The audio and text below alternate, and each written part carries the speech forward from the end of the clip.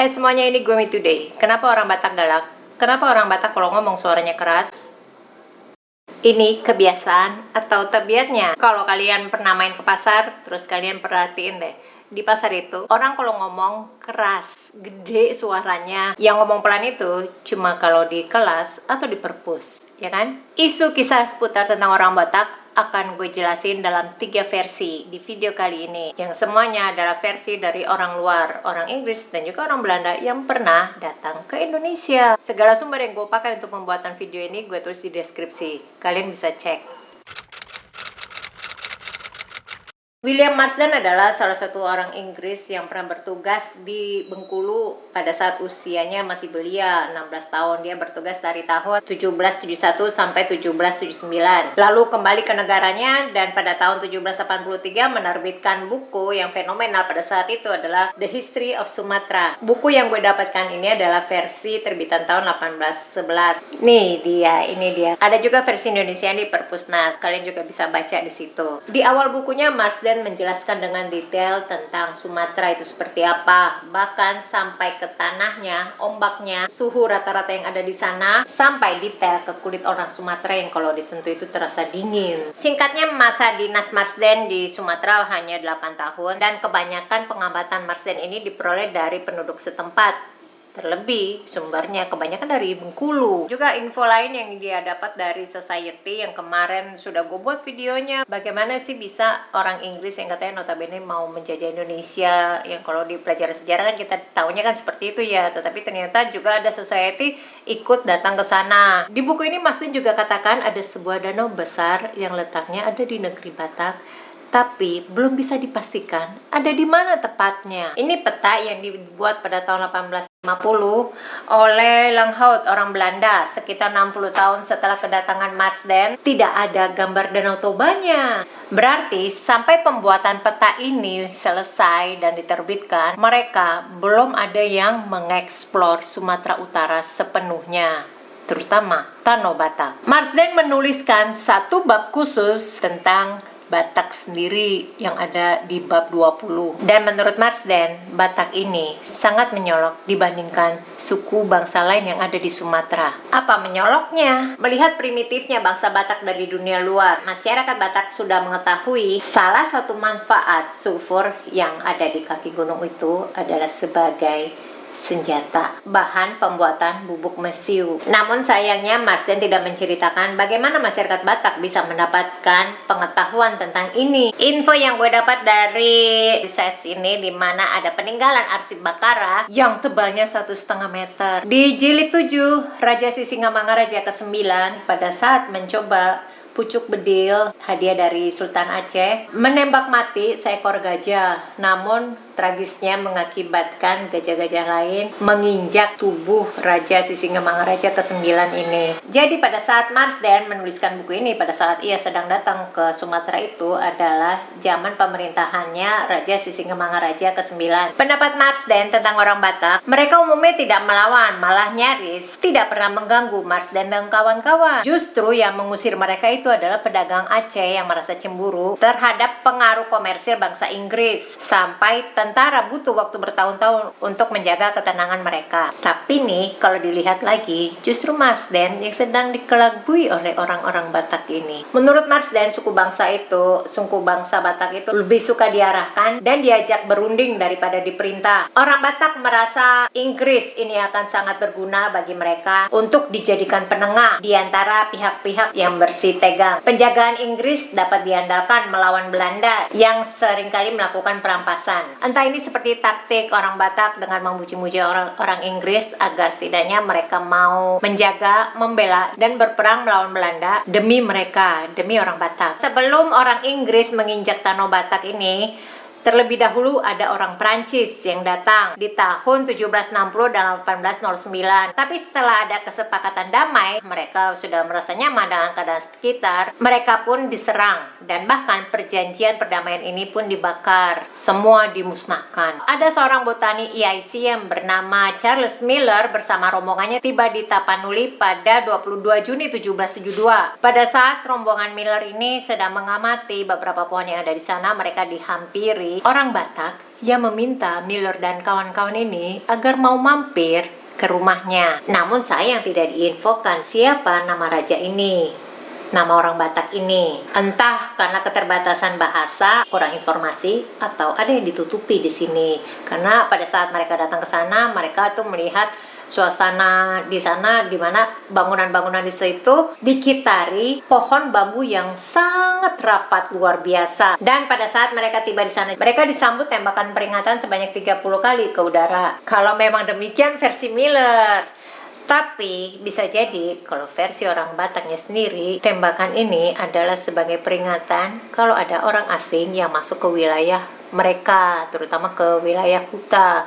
Huta ini adalah kelompok orang yang memiliki satu marga, ataupun juga ada pendatang lain yang dengan marga yang lain. Mereka mendiami di situ menjadi beberapa keluarga, ya minimal ada 8 rumah di situ. Nah, setelah rombongan Miller ini masuk ke dalam sana, ke dalam tempat yang khusus untuk menerima tamu, Miller pun melihat ada tengkorak yang dipertunjukkan seperti piala di sana.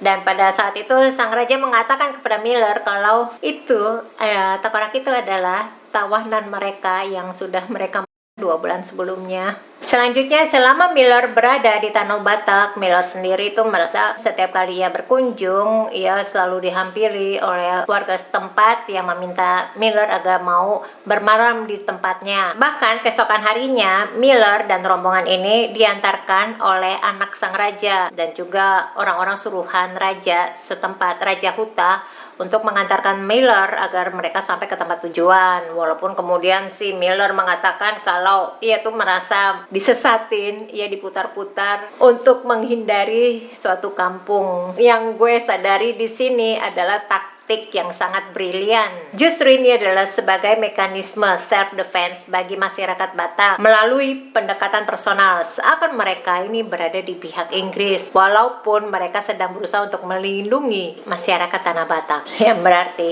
mereka sudah mengamati terlebih dahulu tentang kedatangan orang Inggris ke Tanah Batak. Mengingat peristiwa sebelumnya yang pernah terjadi di mana ada tentara Prancis yang datang ke sana, dan bukan tanpa sebab tentara Prancis ini diserang secara babi buta seperti itu. Pasti ada penyebabnya, bukan sekedar cemburu.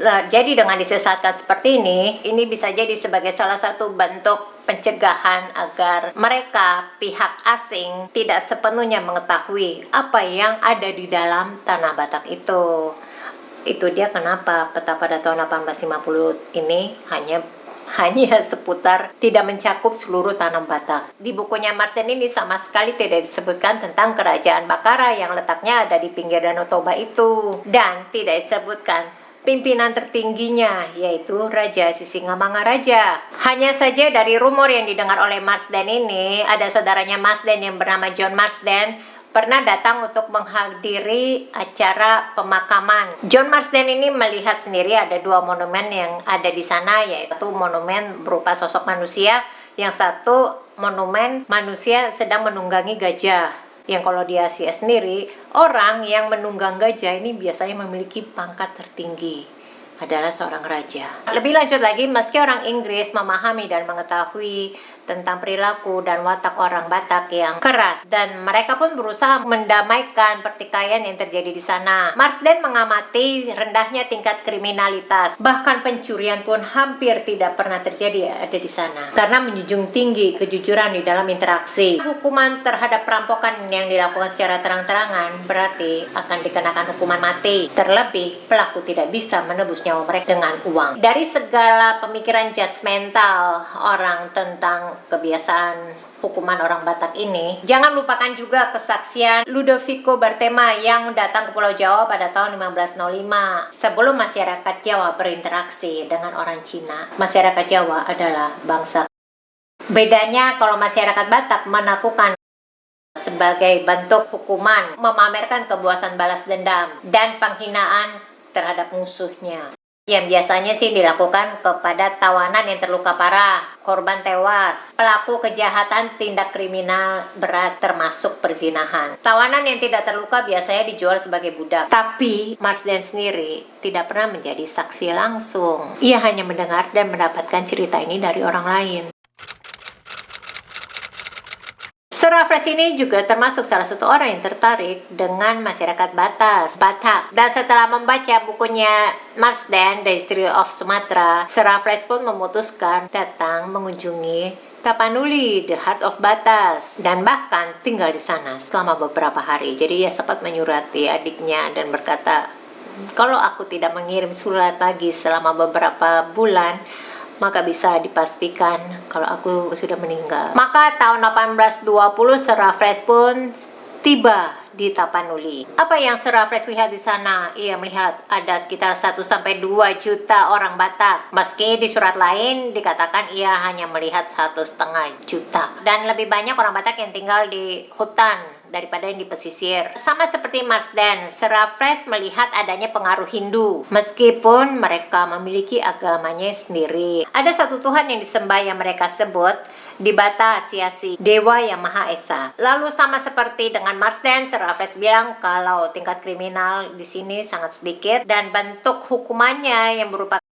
ini diceritakan lebih detail. Karena Raffles kan ke tempat itu sendiri, dia melihat dengan mata kepala sendiri. Walaupun selama dia di sana, dia tidak mendapati kejadian ini. Jadi seperti chief atau pimpinan ini, dia jalanlah, dia diikuti ada bawahannya di belakang. Bawahnya ini membawakan piring yang berisi jeruk lime, itu jeruk yang agak-agak gede, terus cabai dan garam. Selanjutnya udah gue skip aja, gak usah gue bahas lagi di sini ya.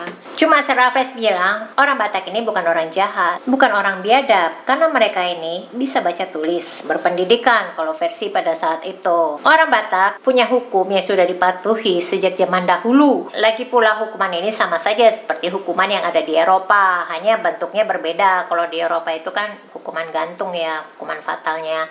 Nah kalau di negeri Batak ini ya. Dan juga ada beberapa syarat yang dilakukan selama proses hukuman ini. Seperti orang itu sudah terhitung dewasa. Terus orang yang ikut di dalam jamuan itu semuanya pria, tidak boleh ada perempuannya. Dan hanya boleh makan di tempat, tidak boleh dibawa pulang apalagi sampai disimpan. Raffles juga menuliskan seseorang yang menjadi kaisar atau ketua yang diakui secara universal berdasarkan segala kejadian alam, yang bertitle Sasinga Maharaja dan tinggal di sekitar Toba. Rumor yang didengar Raffles, dia keturunan dari ras Minangkabau dan keantikan tak terbantahkan. Ada lebih dari 30 keturunan atau 900 tahun. Tidak tinggal di tempat kota besar, tidak makan babi atau minum tuak. Banyak yang percaya dia kerasukan supernatural power, dapat merusak padi atau menyuburkan sawah. Meski Raffles tidak menceritakan secara detail seperti Marsden, namun secara keseluruhannya Raffles mengatakan kalau orang Batak ini ramah. J.J. van der Velde adalah pegawai pemerintahan Belanda dari Sumatera di tahun 1928 sampai 1949. Selama ia ada di Indonesia, di Hindia Belanda pada saat itu, ia dengan rutin mengirim surat kepada keluarganya yang ada di Belanda, yang kemudian terangkum menjadi sebuah buku yang diberi judul Brieven uit Sumatra, surat-surat dari Sumatera. Ketika Van der Velde mendatangi Sumatera ini, terutama Sumatera Utara, ia begitu kagum melihatnya. Apalagi ketika ia sampai di Tanjung Siuhan dan Parapat. Tapi memang benar sih, kalau kalian belum pernah menginjak Sumatera Utara, terutama Danau Toba, itu kalian ya melewatkan suatu keindahan alam. Karena ya orang yang datang ke sana pasti mengakui betapa indahnya Danau Toba itu. Dan sampai No Manson pun bela-belain mau tinggal di Balige karena ia menyaksikan wah betapa indahnya di sana. Van der Velde ini bercerita kalau setiap kali ia berkunjung ke suatu tempat, maka akan ada penyembelihan, pemotongan hewan, sebagaimana yang juga diceritakan oleh Marsden tentang kejadian ini sebagai penyambutan tamu. Dan betapa kuatnya garis keturunan Batak, yang hal ini juga diakui oleh orang-orang Belanda untuk dapat memahami suatu kasus. Cerita lain di Huta Salem, di mana ada rumah sakit kusta dengan 1 dokter dan 2 suster dari Jerman yang merawat 500 pasien. Sampai ketika ada 25 pasien sembuh itu, rumah sakit ini mengadakan upacara yang begitu megah sampai mengundang tamu-tamu dari keluarga dan penduduk setempat. Dan dokter serta kedua suster ini menyalami ke-25 mantan pasien itu agar orang-orang dapat melihat kalau mereka ini sudah benar-benar sembuh dan tidak menular. Sampai akhirnya Van der Velde menjadi tahanan Jepang. Dan selama masa tahanannya ini Van der Velde itu bahkan sempat-sempatnya masih memuji keindahan Danau Toba karena ia ditahan di dalam rumah yang ada di pinggir Danau Toba itu. Dan secara khusus Van der Velde memuji kesetiaan sahabat-sahabatnya yang orang Batak, di mana mereka tuh dengan berani memberikan susu segar kepada Van der Velde dan menyelipkan koran agar Van der Velde dapat mengetahui berita-berita terbaru, sampai nekat menyedot bensin dari tangki mobil Jepang. Nah, dari 3 versi ini dapat kalian simpulkan sendiri tentang orang Batak itu. Jadi, kata siapa orang Batak galak? Terima kasih sudah nonton, jangan lupa like dan subscribe. Stay safe and stay healthy.